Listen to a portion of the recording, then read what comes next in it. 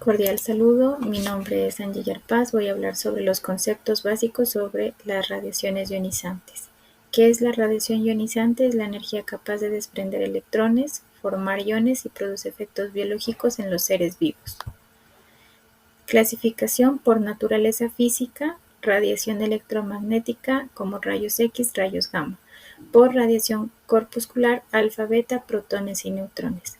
Por mecanismo de ionización directa, partículas cargadas de alfa, beta, protones; indirecta, fotones X, gamma y neutrones generan partículas secundarias. La radiación natural se divide en radiación cósmica, que viene del espacio y del Sol; gas radón, generado por la desintegración del uranio en suelos y rocas; radionúclidos naturales presentes en la Tierra y en el cuerpo humano, como el potasio 40 y el carbono 14. Radiación artificial generada por actividades humanas, ejemplo, radiografías médicas, radioterapia contra el cáncer y uso industrial, cobalto 60. Aplicación diagnóstica, rayos X, TAC, medicina nuclear. Tratamiento del cáncer, radioterapia con rayos X, protones y electrones. Datación arqueológica y geológica, carbono 14. Fuentes de radiación ionizante están naturales, como la radiación cósmica, gas radón, radionúclidos en suelo, alimento, agua y cuerpo; y artificiales, como los equipos médicos, rayos X, aceleradores lineales, industria, cobalto 60, cesio 137 y reactores nucleares y residuos. Muchas gracias por su atención.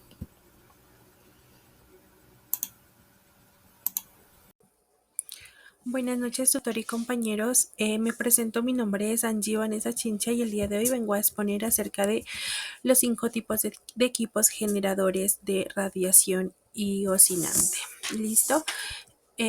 Bueno, en primera instancia tendremos la máquina de rayos X, que sus partes principales serían el tubo de rayos X, el colimador, la consola de control, la mesa del paciente. Debemos tener en cuenta que esta tiene un tipo de radiaciones, que serían los rayos X ionizante. El uso clínico serían imágenes por hueso, tórax, abdomen. Esta sería primer nivel de imagenología. Como podemos verificar acá, está el dibujo. En segundo tendremos un tomógrafo computarizado. Las partes principales serían la estructura circular, los tubos del rayos X, el detector de electrones y la cama motorizada, pues para que el paciente pueda recostarse ahí. El tipo de radiación sería alta resolución y el uso clínico sería imágenes en cortes axiales o transversales. Evaluación de órganos internos, tejidos blandos, tumores, etc. Serían como los ejemplos. En tercera instancia tendríamos el fluoroscopio, que sería las partes principales, el tubo de rayos X, la intensidad de la imagen para que salga en mejor calidad, el monitor de video y la consola de control. El tipo de radiación sería rayos X en tiempo real. El uso clínico serían estudios dinámicos. Pueden ser tránsitos intestinales y tendremos una guía de procedimientos quirúrgicos o intervencionales. Como cuarto tendríamos el acelerador lineal, que sus partes principales vendrían siendo la cabeza del acelerador, el colimador, el sistema de imagen, la cama del paciente. El tipo de radiación sería rayos X de alta energía, electrones, y su uso clínico sería radioterapias en tratamientos oncológicos. Y por último tendríamos la cámara gamma medinuclear.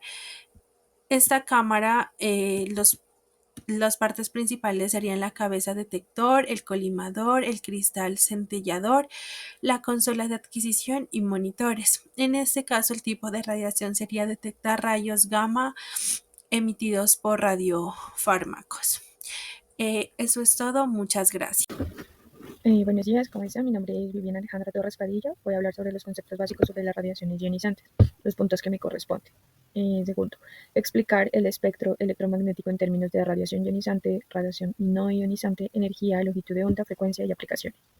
Bueno, en la radiación no ionizante tenemos que a baja energía es larga la longitud de onda. Un ejemplo, el radio, el microondas, el infrarrojo, la luz visible, los rayos ultravioletas lejanos. Esta no ioniza átomos, pero puede calentar tejidos. Los usos son en las telecomunicaciones, las resonancias magnéticas y los controles remotos. La radiación ionizante. Esta tiene alta energía y por tener alta energía, pues la longitud de onda es corta. Ejemplos, los rayos X, parte también de los rayos ultravioletas y gamma. Esta ioniza átomos y puede dañar tejidos biológicos. Usos en radiografías, en el TAC, la radioterapia y la medicina nuclear.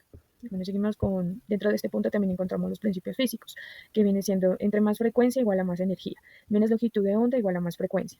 La radiación ionizante igual alta frecuencia y energía. La radiación no ionizante igual a baja frecuencia y energía.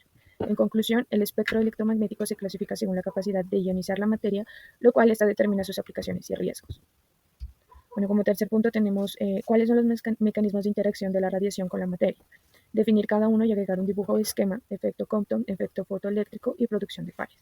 Bueno, en el efecto fotoeléctrico tenemos el fotón, transfiere toda su energía a un electrón interno que es expulsado. Esto ocurre en materiales con alto Z y baja energía.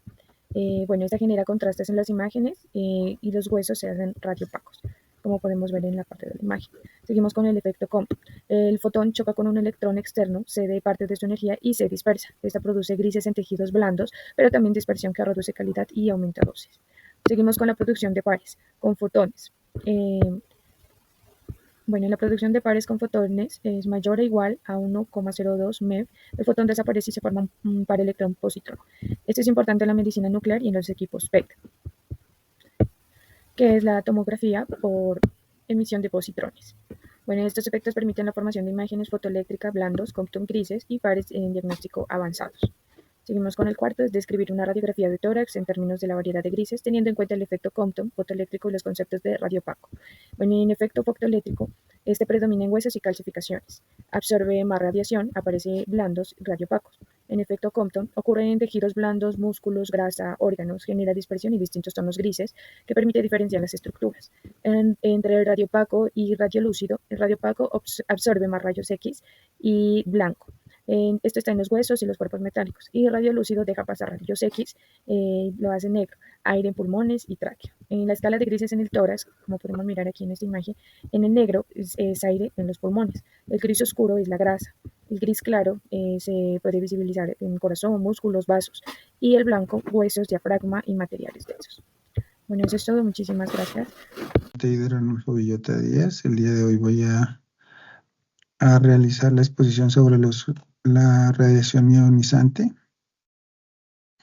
Se nos pide dibujar un tubo de rayos X. Aquí se mencionan los principales componentes, que es el cátodo y el ánodo, donde el cátodo emite unos electrones acelerados a gran velocidad, donde chocan con el ánodo y emiten pues los rayos X como tal.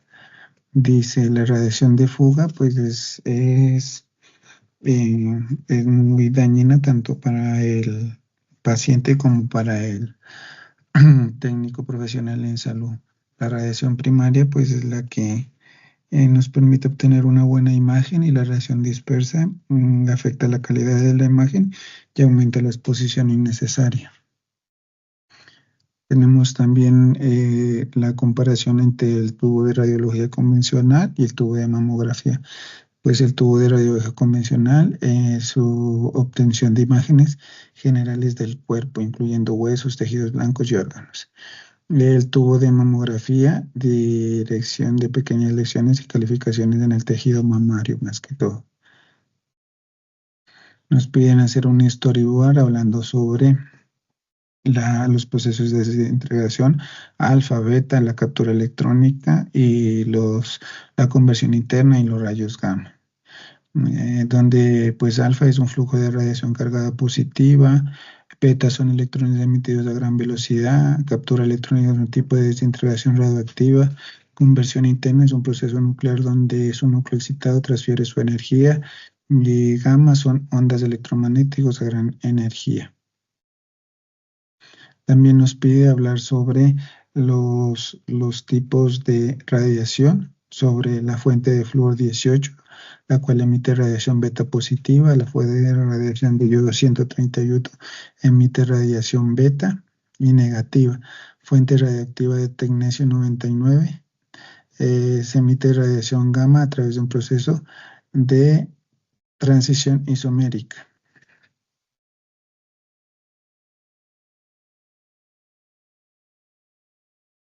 Al igual como por último punto, nos dice que identifiquemos los tipos de radiación y energía que emite un tubo de rayos X. En diagnóstico, los tubos de rayos X endonúcleos emiten radiación electromagnética específica.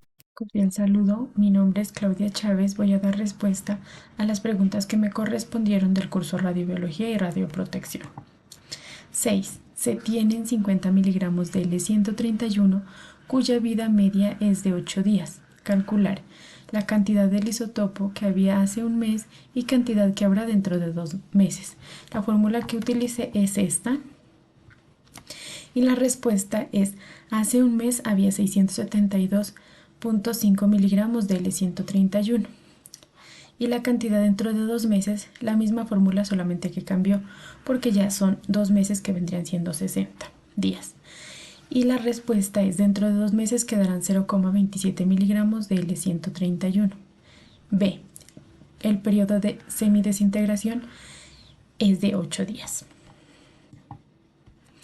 Séptimo, si tenemos una muestra de 100.000 núcleos radiactivos de un isótopo X cuyo periodo de desintegración es de 110 minutos, averiguar cuántos núcleos se habrán desintegrado al cabo de 380 minutos. La fórmula que utilicé es esta y la respuesta es 9100. Entonces al 100.000 le resto los 9100 y me da 90.900. Respuesta: se habrán desintegrado al cabo de 380 minutos 90.900 núcleos. Octavo, elabora una tabla en formato Word que contenga símbolo, unidad, definición de la relación y características de las siguientes magnitudes. Exposición, el símbolo es X, unidad CKG -1, la definición de la relación dQ, dm y las características mide la capacidad de la radiación para ionizar el aire. No depende del tipo de radiación, solo de la ionización producida. De la misma manera lo realicé para la tasa de exposición, la dosis absorbida, tasa de dosis absorbida, dosis equivalente, tasa de dosis equivalente y dosis efectiva y tasa de dosis efectiva, así como lo puede observar en esta tabla que realicé. Muchas gracias.